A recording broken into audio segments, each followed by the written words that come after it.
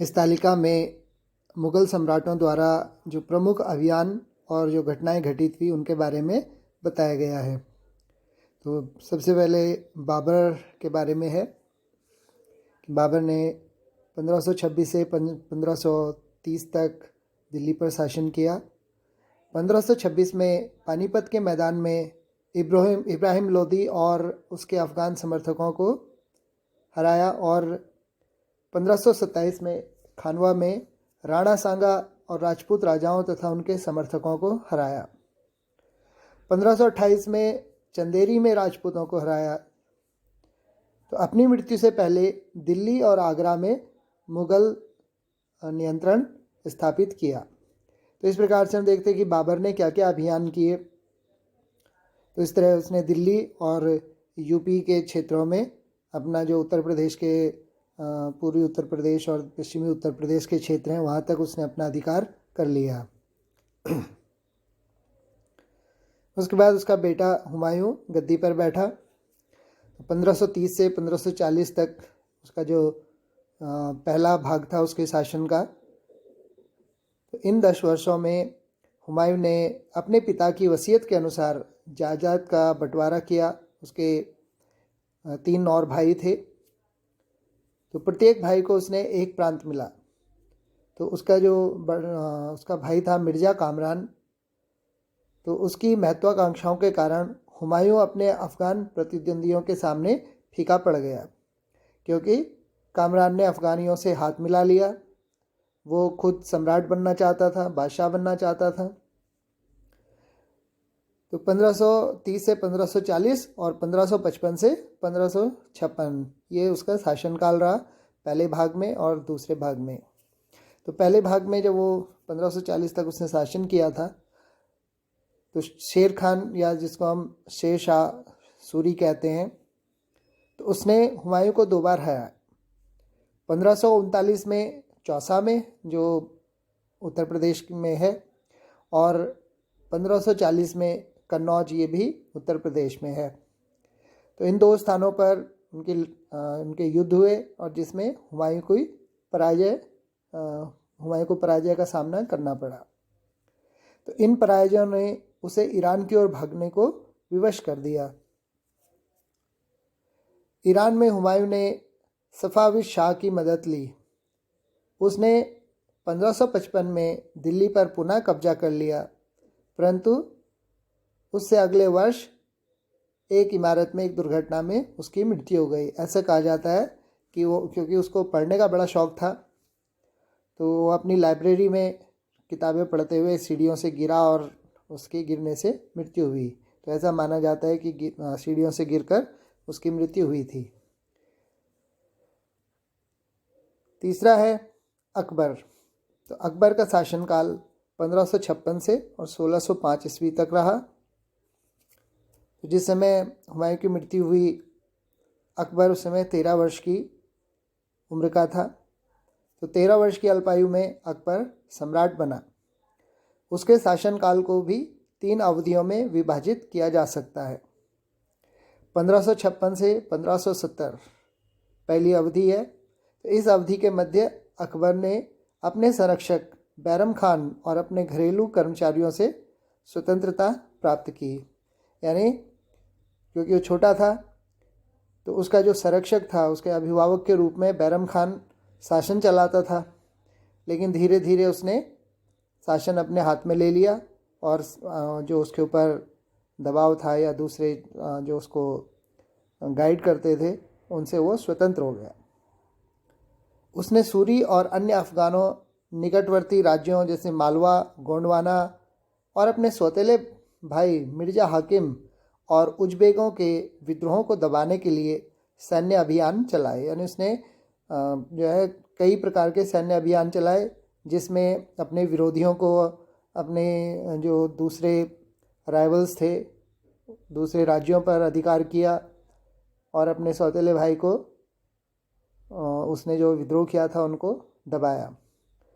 1568 में सिसोदिया की राजधानी चित्तौड़ और 1569 में रणथंभौर पर कब्जा कर लिया। तो सिसोदिया जो महाराणा प्रताप का जो वंश है वो सिसोदिया वंश था। तो उनकी बड़ी लंबी लड़ाइयाँ हुई महाराणा प्रताप से, लेकिन अंततः 1568 में उन्होंने चित्तौड़ पर अपना अधिकार कर लिया और अगले ही वर्ष रणथंभौर पर भी अपना कब्जा कर लिया। तो चित्तौड़ और रणथंभौर ये उस समय के दो सबसे जो है ताकतवर दुर्ग और किले माने जाते थे। 1570 और 1585 के मध्य गुजरात के विरुद्ध सैनिक अभियान हुए। उसके बाद उसने उत्तर पश्चिम की तरफ अपना रुख किया, पश्चिम की तरफ, और उसके अभियानों में मालवा के बाद गुजरात उसका प्रमुख क्षेत्र बना और इस तरह उसने गुजरात के बहुत सारे क्षेत्रों को अपने शासन में मिला लिया। इन अभियानों के पश्चात उसने पूर्व में बिहार, बंगाल और उड़ीसा में अभियान चलाए, तो जिन्हें 1579 से 1580 में मिर्जा हकीम के पक्ष में हुए विद्रोह ने और जटिल कर दिया। अब उसका जो सौतेले भाई था वो उसने फिर से सिर उठाना शुरू किया और उसके कई समर्थक भी थे, तो इससे जो है पेचीदा स्थिति हो गई थी। 1585 और 1605 के मध्य अकबर के साम्राज्य का विस्तार हुआ। तीसरा जो फेज़ है इसमें उसने साम्राज्य का विस्तार की नीति अपनाई। तो उत्तर पश्चिम में अभियान चलाए, सफाविदों यानी जो ईरान के शासक थे उनको हराकर कांधार पर कब्जा किया और कश्मीर को भी अपने शासन में जोड़ लिया। मिर्जा हाकिम की मृत्यु के पश्चात काबुल को भी उसने अपने राज्य में मिला लिया। फिर दक्कन जो साउथ इंडिया है, दक्षिण में अभियानों की शुरुआत हुई और बरार, खानदेश, अहमदनगर इनके कुछ हिस्सों को भी उसने अपने राज्य में मिला लिया। तो अपने शासन के अंतिम वर्षों में अकबर की सत्ता राजकुमार सलीम के विद्रोह के कारण लड़खड़ा गई। तो उसके बेटे ने उसके खिलाफ विद्रोह बगावत कर दी थी और इसके कारण वहाँ जो उनकी शासन व्यवस्था थी वो थोड़ा ढीली पड़ गई थी। बाद में ये सलीम आगे चलकर जहांगीर के नाम से मशहूर हुआ। तो इस तरह से हमने देखा कि अकबर ने क्या सैन्य अभियान किए। अब देखते हैं जहांगीर के सैन्य अभियान।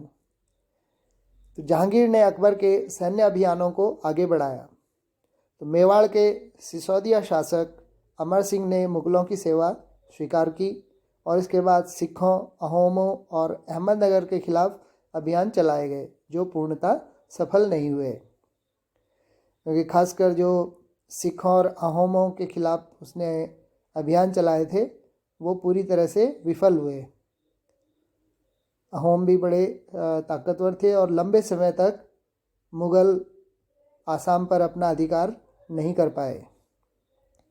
जहांगीर के शासन के अंतिम वर्षों में राजकुमार खुर्रम जो सम्राट या बादशाह शाहजहां कहलाया, उसने विद्रोह किया। जहांगीर की पत्नी नूरजहां ने शाहजहां को हाशिए पर धकेलने के प्रयास किए जो असफल रहे। तो नूरजहां नहीं चाहती थी कि शाहजहां गद्दी पर बैठे, लेकिन उसके सारे प्रयास बेकार रहे। जहांगीर की मृत्यु के बाद शाहजहां गद्दी पर बैठा और 1627 से 1658 तक उसने शासन किया। दक्कन में शाहजहां के अभियान जारी रहे, तो उसने भी अकबर की नीतियों को आगे बढ़ाया और दक्षिण भारत पर अपने अधिकार करने के लिए अभियान चलाए। अफ़गान अभिजात खान जहान लोदी ने विद्रोह किया और वह पराजित हुआ।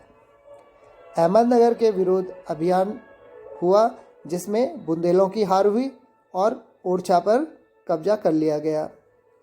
उत्तर पश्चिम में बल्ख पर कब्जा करने के लिए, ये जो बल्ख है ये वैसे सोवियत यूनियन का हिस्सा था, बाद में उज़्बेकिस्तान में शामिल हुआ, तो वहाँ तक उसने सैन्य अभियान चलाए, लेकिन क्योंकि वहाँ की परिस्थितियाँ बहुत विकट थी तो वो अभियान उसके असफल हुए। परिणाम स्वरूप कंधार सफ़ाविदों के हाथ में चला गया और इसका फ़ायदा सफ़ाविदों को मिला जो ईरान के शासकों के वंशज थे। उन्होंने कंधार पर अपना अधिकार कर लिया। 1632 में अंततः अहमदनगर को मुग़लों के राज्य में मिला लिया गया और बीजापुर की सेनाओं ने सुलह के लिए निवेदन किया। तो 1657 से 1658 में शाहजहाँ के पुत्रों के बीच उत्तराधिकार को लेकर झगड़ा शुरू हुआ। इनमें प्रमुख थे मुराद और औरंगजेब। तो औरंगजेब ने एक एक करके अपने सभी भाइयों और दारा शिकोह के साथ उन्होंने सबको मार दिया। अब जो मुख्य 3 भाई थे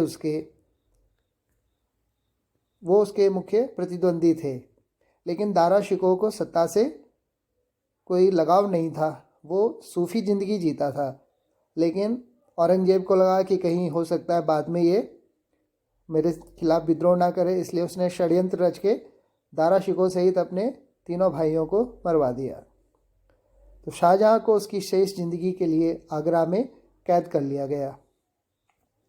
इस तरह से शाहजहाँ ने अपने आखिरी दिन जेल में बंद होकर बिताए।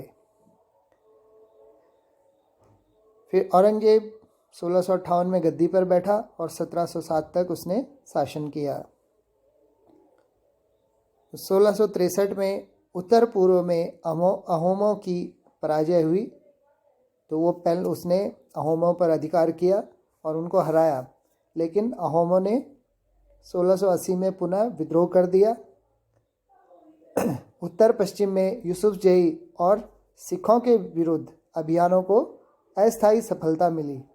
अब यूसुफजई एक और वंश था जो अफ़गानिस्तान में अपने शासन व्यवस्था बनाना चाहता था, और सिख अभियानों में तो कुछ जगह उसको सफलता मिली, लेकिन वो कुछ थोड़े ही समय के लिए थी।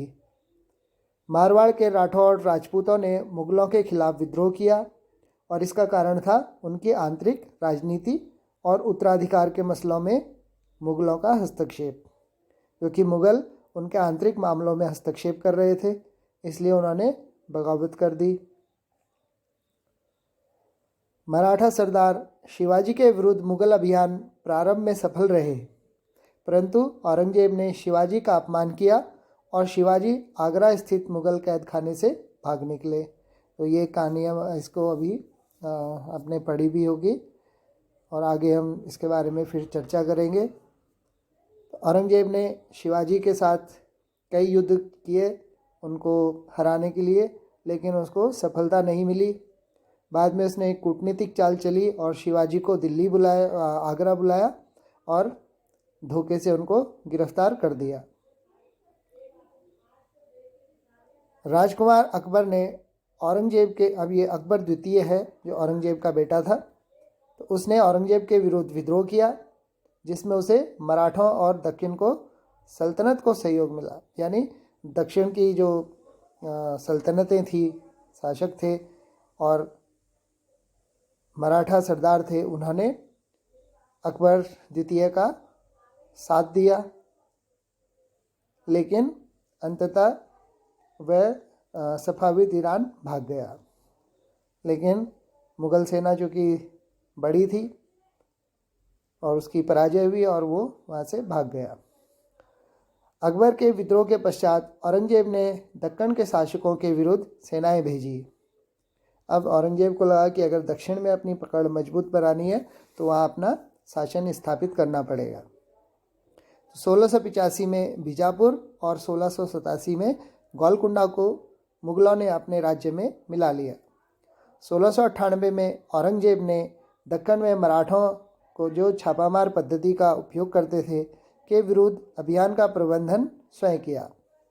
औरंगजेब को उत्तर भारत में सिखों, जाटों, सतनामियों और उत्तर पूर्व में अहोमों और दक्षिण में मराठों के विद्रोहों का सामना करना पड़ा।